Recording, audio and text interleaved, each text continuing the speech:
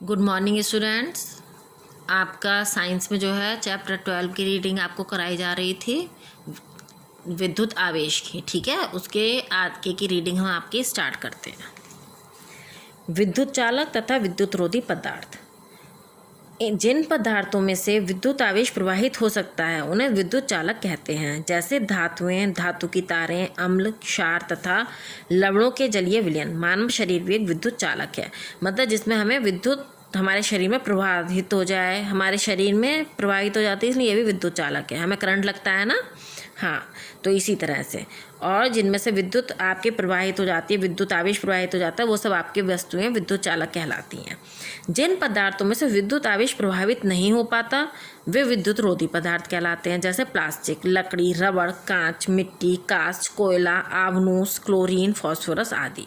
ठीक है, अगर इन सब में हम किसी को करंट लगता है तो हम क्या करते हैं, लकड़ी की, है ना, लकड़ी की छड़ वगैरह लेते हैं ना, तो लकड़ी, प्लास्टिक, इन सब में विद्युत का जो है इस पर कोई प्रभाव नहीं पड़ता है। स्थिर विद्युत आवेश।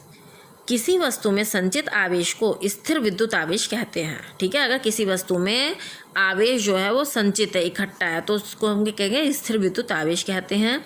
विद्युत आवेशों का एक स्थान से दूसरे स्थान तक जाना विद्युत आवेशों का चालन कहलाता है। विद्युत तारों द्वारा ऐसा होता है। बिजली के तार आपने देखे हैं तो उसमें क्या होता है, भाई करंट एक स्थान से दूसरे स्थान पर जाता है ना, तो उसे हम क्या कहते हैं, विद्युत आवेशों का चालन कहते हैं। अब आता है आपका वातावरण में विद्युत आवेश। आकाश में चमकती बिजली बादलों के आपस में परस्पर टकराने से उत्पन्न होती है। बेंजामिन फ्रैंकलिन नामक वैज्ञानिक ने आकाशीय विद्युत का कारण स्पष्ट किया। ठीक है, कुछ प्रयोगों द्वारा यह ज्ञात हुआ कि बादलों में विद्यमान जल की छोटी छोटी बूंदों में धनात्मक आवेश तथा बड़ी बड़ी बूंदों में ऋणात्मक आवेश होता है। ठीक है, बादलों में जो जल हमारा विद्यमान है यानी होता स्थित है, उसकी में जो छोटी छोटी बूंदें होती हैं उनमें तो धनात्मक आवेश होता है, और जो बड़ी बड़ी बूंदें होती हैं उनमें ऋणात्मक आवेश होता है। जल की छोटी बूंदों वाले सकारात्मक आवेश वाले बादल ऊपर की ओर रहते हैं। इसके विपरीत बड़ी बूंदों के ऋणात्मक आवेश वाले बादल नीचे की ओर रहते हैं। भाई छोटी छोटी बूंदों वाले हैं वो ऊपर की ओर रहेंगे, और जो बड़ी बड़ी बूंदों वाले हैं वो नीचे की ओर रहते हैं। विपरीत आवेश वाले इन बादलों के मध्य तीव्र आकर्षण होता है। भाई आवेश अगर विपरीत है तो आकर्षण होगा। वायु कुचालक होने के कारण इन बादलों को निकट आने से रोकती है, लेकिन आकर्षण अधिक तीव्र होने के कारण कभी कभी वह इन बादलों को नहीं रोक पाती।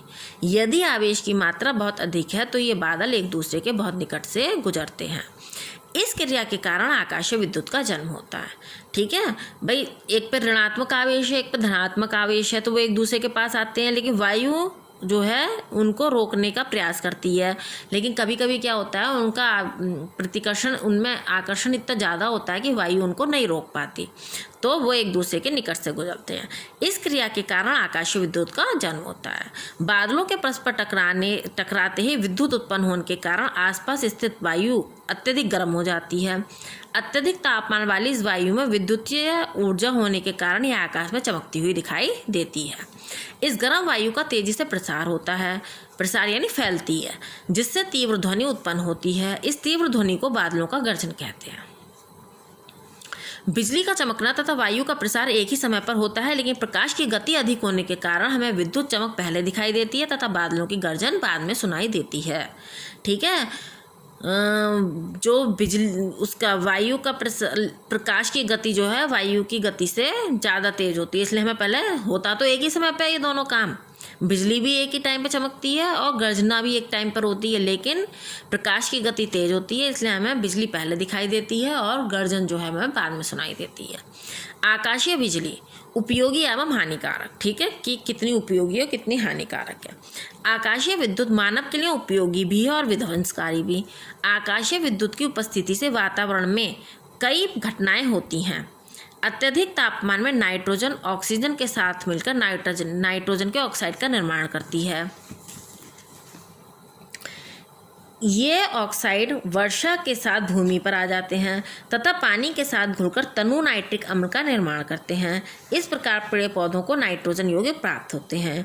ये यौगिक पेड़ पौधों के विकास के लिए अत्यंत आवश्यक एवं लाभकारी होते हैं। ठीक है, नाइट्रोजन गैस जो होती है, नाइट्रोजन यौगिक, वो पेड़ पौधों के लिए बहुत ज़्यादा अत्यंत आवश्यक और लाभकारी होती है। आकाशीय विद्युत की प्रक्रिया के दौरान ओजोन गैस का भी निर्माण होता है। ओजोन सूर्य से आने वाली हानिकारक पराबैंगनी किरणों को पृथ्वी तक पहुंचने से रोकती है। इस हानिकारक किरणों से कई त्वचा संबंधी रोग हो सकते हैं। ओजोन परत इन किरणों को पृथ्वी के वायुमंडल के बाहर ही रोककर मानव को इन किरणों से घातक प्रभावों से रक्षा करती है। दूसरी तरफ कभी कभी वायु की दिशा में परिवर्तन होने से बादल भी गतिशील हो जाते हैं और उनके आवेश पृथ्वी में जाकर विसर्जित होते हैं। इस घटना को बिजली का गिरना कहते हैं। जब यह तड़ित किसी बड़े वृक्ष अथवा भवन पर गिरती है तो उसमें आग लग सकती है। ऊंचे भवनों के समीप आवेशित बादल आने से विद्युत प्रेरण के कारण भवन पर एक विपरीत परंतु भारी आवेश उत्पन्न हो जाता है। इससे बादल तथा पृथ्वी पर बने ऊंचे भवन के बीच तड़ित उत्पन्न होकर गिर सकती है। भारी व भयंकर तड़ित मनुष्य तथा पशुओं की जान ले सकती है। यह वृक्ष तथा भवनों को जला भी सकती है। ठीक है, आपने बिजली गिरती हुई देखी है ना, तो वो भी हो जाता है। तो ये इसका नुकसान है। ऊंचे भवनों की छतों पर तड़ित चालक लगाकर उन्हें तड़ित के प्रभाव से बचाया जा सकता है। अब तड़ित चालक क्या है? तड़ित चालक नामक यंत्र में धातु की एक छड़ लगी रहती है जिसके ऊपरी सिरे पर एक नुकीला त्रिशूल लगा होता है। इसे भवनों की ऊंची छतों पर लगाया जाता है। पृथ्वी के अंदर धातु की एक पत्ती को लवण सहित दबाया जाता है तथा इसे किसी चालक यंत्रों अथवा तार द्वारा तड़ित चालक की छड़ से जोड़ दिया जाता है। यदि कभी तड़ित भवन पर गिरती है, तड़ित यानी बिजली, तो तड़ित चालक इसे भूमि के अंदर छोड़कर निरावेशित कर देता है।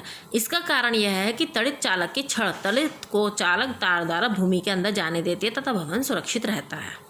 ठीक है, इसकी बेटा आपकी रीडिंग खत्म हो गई है। आप इस वीडियो को ध्यान से सुन लीजिएगा। इसका काम हम आपको भेजेंगे, तब आप करिएगा।